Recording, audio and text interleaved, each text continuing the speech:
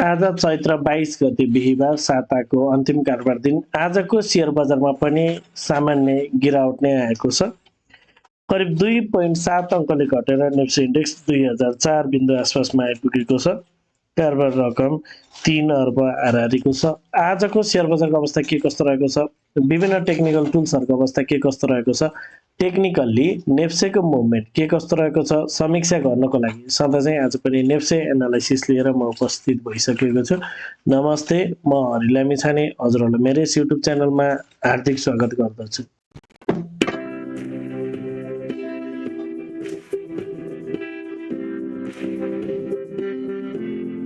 यस YouTube channel मार्फत मैले share बजारसँग सम्बन्धित विभिन्न किसिमका भिडियोहरू लिएर आउने भएको हुनाले यदि हजुरहरूले अहिलेसम्म पनि मेरो च्यानल सब्स्क्राइब गर्नुभएको छैन भने कृपया च्यानल सब्स्क्राइब गरिदिनु होला र भिडियो पुरा हेर्नुभयो भने हजुरहरूले मैले भन्न खोजेको कुरा सबै सजिलैसँग बुझ्न सक्नुहुनेछ। शेयर बजार अत्यन्त जोखिमको क्षेत्र भएको हुनाले लगानीकर्ता स्वयंले गहन अध्ययन र अनुसन्धान गरेर मात्र आफ्नो कदमहरू चाल्नको लागि उचित हुन्छ। यो भिडियो नितान्त इन्फर्मेटिभ तथा एजुकेसनल पर्पजले तयार गरिएको हुँदा यस भिडियोको आधारमा आफ्नो ट्रेडिङ स्ट्र्याटेजी नबनाउनको लागि हार्दिक अनुरोध गर्दछु। स्क्रिनमा नेप्सेको प्राइस चार्ट देख्न सकिन्छ। आज पनि नेप्सेमा एउटा बियरिश क्यान्डल नै बनेको छ र केही दिनदेखि यता बियरिश क्यान्डल चाहिँ सानो सानो बन्दै गएको छ। आज पनि एउटा सानो बियरिश क्यान्डल बनेको छ। कारोबार रकम भने बढ्दो क्रममा देखिएको छ। 3 अर्बभन्दा बढीको कारोबार आएको छ। कारोबार रकम चाहिँ सन्तोषजनक छ र मार्केट साइडवेज रहँदा पनि यतिको कारोबार आउनु भनेको धेरै सकारात्मक रूपमा हामीले लिन पर्ने हुन्छ। अब आजको इन्ट्राडे चार्टहरू बजार ओपन भयो लगतै सुरुवाती चरणमा केही तल आएको बजार फेरि बढेर माथितिर पुगेको थियो र केही माथि गइसकेपछि फेरि बजार अलि तेज घटेर केही तल आएको थियो। फेरि माथि जाने प्रयास गर्दा खासै माथि गएन र फेरि तल आयो र त्यसपछि भने बजारले एउटा राम्रो माथितिर एउटा राइज गर्ने प्रयास गरेको थियो तर केही माथि नपुग्दै फेरि बजार जस्तो माथि गएको त्यही हिसाबले फेरि पनि तल जहाँबाट माथितिर मुभ भएको लगभग त्यही लेभलमा नै आएर फर्केर बन्द भएको छ। सदा चाहिँ अन्तिममा केही पोइन्ट सुधार भएर बन्द गरेको देख्न सकिन्छ।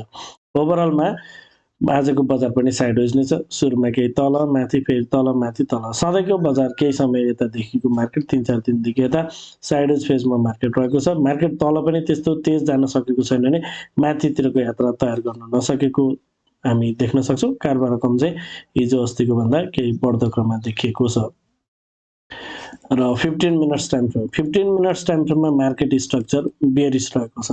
हामी हेर्छौँ नि एउटा लो भन्दा अर्को लो तल फेरि अर्को लो तल यसरी लोवर लोको सिरिजमा मार्केट रहेको देख्न सकिन्छ र अहिले पछिल्लो समय एउटा लोलाई ब्रेक गरिसकेपछि अर्को लोको खोजीमा चाहिँ मार्केट रहेको देख्न सकिन्छ। यसरी मार्केट तल आउने क्रममा यो लो चाहिँ कन्फर्म भइसकेको छैन, मार्केट लोवर लोको खोजीमा रहेको देख्न सकिन्छ र जबसम्म मार्केट चाहिँ यो 2040 भन्दा तल रहन्छ तबसम्म मार्केटको ट्रेन्ड चाहिँ एउटा बियरिश नै रहनेछ भनेर हामीले हेर्न सक्छौँ र 2040 भन्दा तलको मार्केट चाहिँ बियरिश रहन सक्छ। यदि मार्केट 2040 लाई पार गरेर माथि गयो भने बल्ल मार्केटले केही अलि ठुलो टार्गेट एचिभ गर्छ कि भनेर हामीले हेर्न सक्छौँ। अहिले चाहिँ बजार 15 मिनट्स टाइममा तेज घटेको बजार केही साइडवेज बसेको रूपमा नै यसलाई लिन सकिन्छ। एउटा लोवर लोको खोजीमा रहेको हामी बुझ्न सक्छौँ।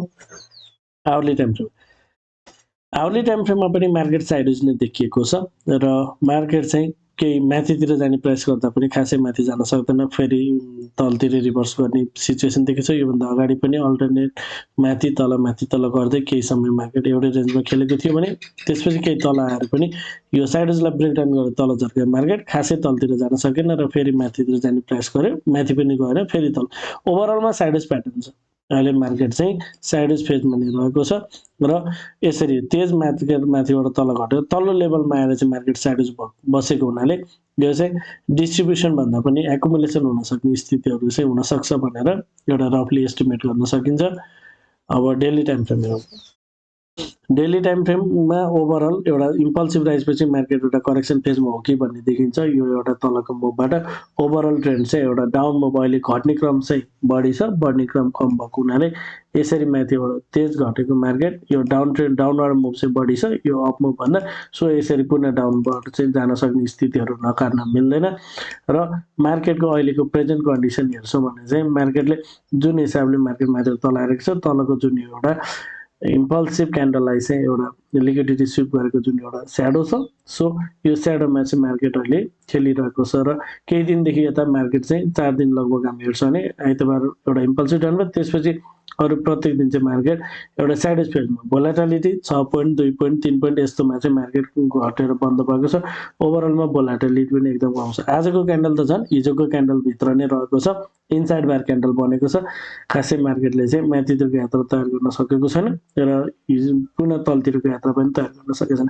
ओभरअलमा साइड प्याटर्नको रूपमा नै यसलाई लिन सकिन्छ र यसरी मार्केट साइड केही दिनदेखि बसिरहेको हुनाले यदि मार्केट माथि जाने भए पनि यो साइड चाहिँ ब्रेकडाउन गरेर त्यसपछि चाहिँ यसरी केही माथितिरको यात्रा तयार गर्छ। यो माथि गएपछि माथि जान्छ अथवा पुनः केही तल आउँछ, यो पछि हेर्नेछौँ। ओभरअलमा चाहिँ मार्केट केही तलतिरकै यात्रामा रहिरहेको रूपमा यसलाई लिन सकिन्छ। विकली टाइम फ्रेममा यो विगत 3 हप्तादेखि बजार घट्दो क्रममा छ। यो 3वटा चाहिँ रेड क्यान्डल बन्दै मार्केट तल आइरहेको छ र यो हप्ता पनि बजार तल गएको छ। यसरी मार्केटमा डाउनसाइड कन्टिन्युसन भएको हुनाले आगामी हप्ता पनि बजार केही घटेर तलतिर जान सक्ने हो कि भन्ने नै इन्डिकेट गर्न एउटा चाहिँ अनुमान गर्न सकिन्छ। एउटा जानकारी, यदि हजुरहरू स्मार्ट मनी कन्सेप्टको कोर्स गर्न चाहनुहुन्छ भने, यदि हजुरहरू एसएमसी सिक्न चाहनुहुन्छ भने कृपया सम्पर्क गर्नुहोला। 9863805867 यसमा कल, मेसेज अथवा व्हाट्सएप गर्न सक्नुहुन्छ। साथै यदि हजुरहरू मेरो सल्लाहमा सेयर खरिद बिक्री गर्न चाहनुहुन्छ, एज अ एडभाइजर ग्रुपमा पनि मलाई लिन चाहनुहुन्छ भने यही नम्बरमा सम्पर्क गर्न सक्नुहुनेछ। अब कन्क्लुजनतर्फ जाउँ। विकली टाइम फ्रेम हेर्दा बजार चाहिँ एउटा माथितिर जुन गइरहेको थियो, माथितिरको मुभ चाहिँ अगाडिको हाईलाई पार गर्न सकेन र फेरि तलतिर जान खोजेको प्याटर्नमा लिन सकिन्छ। मिन्स आवरली टाइम फ्रेममा यदि हामी हेर्ने हो भने मार्केटको मुभ चाहिँ यसरी, विकली टाइम फ्रेममा हेर्ने हो भने मार्केट यसरी माथि गएको मार्केट यसरी दोहोऱ्याएर फेरि माथि जान सकेन, फेरि डाउन गर्ने हो कि भन्ने प्याटर्नमा रहेको जस्तो देखिन्छ। त्यस्तै डेली टाइम फ्रेम हेर्ने नै केही समय यतादेखि लगभग 4 दिनदेखि मार्केट चाहिँ साइडवेज छ। तल गए पनि क्लोजिङ भने फेरि माथि गर्ने यो हिसाबको ट्रेन्ड देखिएको छ। सो यो साइडवेज मार्केटमा एउटा ट्रेडिङ गर्नु चाहिँ त्यति राम्रो हुँदैन। केही स्टक्सहरू, केही सेक्टरहरू हेरेर एउटा राम्रो लेभलमा भएको स्टक्सहरूलाई चाहिँ वाच गर्दै एक्युमुलेट गर्न सक्ने स्थितिहरू चाहिँ हामीले गर्न सक्छौँ। तर छोटो भेरी सर्ट टर्म ट्रेडको लागि चाहिँ यो साइडवेज मार्केट त्यति ठिक हुँदैन। अर्को कुरा भनेको hourly time frame same scenario छ। ओभरअल एउटै रेन्जभित्र मार्केट खेलिरहेको देख्न सकिन्छ र 15 र 5 मिनट्स हेरिरहँदाखेरि मार्केट अन्डर करेक्सन नै छ। यो करेक्टिभ फेजमा नै रहेको छ। कुनै पनि किसिमको रिभर्सलको इन्डिकेसन मार्केटले दिएको छैन। यसरी मार्केटले सार्प डाउन पछि केही पुलब्याक दिएर फेरि पनि यो डाउन कन्टिन्यू गर्ने प्याटर्नमा नै मार्केट रहेको देख्न सकिन्छ। करेक्सन कम्प्लिसन भएको कुनै इन्डिकेसन छैन। ओभरअलमा बजार डाउन ट्रेन्ड छ र यदि माथितिर लाग्छ भने पनि अहिले तत्कालको लागि विभिन्न टाइम फ्रेमहरू हेरिरहँदा मार्केटको टार्गेट चाहिँ 2040 सम्म चाहिँ राख्न सक्ने मेरो आफ्नो एनालाइसिसमा चाहिँ रहेको छ, मेरो आफ्नो लजिकमा रहेको छ। हजुरहरूलाई मेरो एनालाइसिस, मेरो प्रेजेन्टेसन के कस्तो लागिरहेको छ कमेन्टमा जानकारी गराइदिनु। यदि मेरो एनालाइसिस मन परिरहेको छ वा यो भिडियोले हजुरहरूलाई केही सहयोग पुर्याइरहेको छैन, भिडियोमा एक लाइक भने अवश्य गरिदिनु होला। मलाई केही सल्लाह सुझाव अथवा प्रतिक्रिया छ भने कमेन्ट मार्फत दिन सक्नुहुनेछ। पहिलो पटक यो भिडियो हेर्दै हुनुहुन्छ भने च्यानल सब्सक्राइब गरेर नियमित रूपमा जोडिनु होला भन्न चाहन्छु। हवस् त, धन्यवाद, नमस्ते।